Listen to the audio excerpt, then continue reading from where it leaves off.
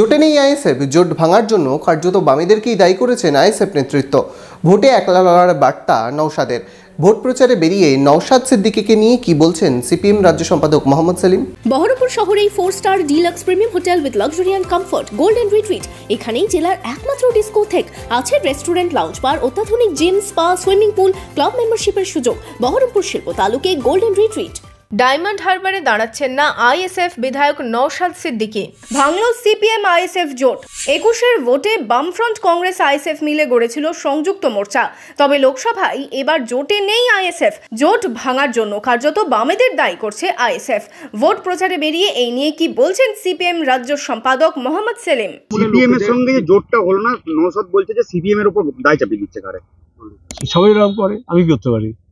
এখন দেখো তুমি, লড়াইটা হচ্ছে বিজেপির বিরুদ্ধে। এবার কেউ কেউ বিজেপির বিরুদ্ধে বলছে, কেউ কেউ সিপিএম বিরুদ্ধে বলছে। তোর বুঝতে হবে কে কার পক্ষে। এই যে নওশাদ হঠাৎ করে পিছিয়ে গেল, এটা কোন অন্য কোনো সুবিধা? আবার আমি বলছি, তুই আমাকে জিজ্ঞেস করছো কেন? তাকে জিজ্ঞেস করো, সে তো অ্যাভেলেবেল।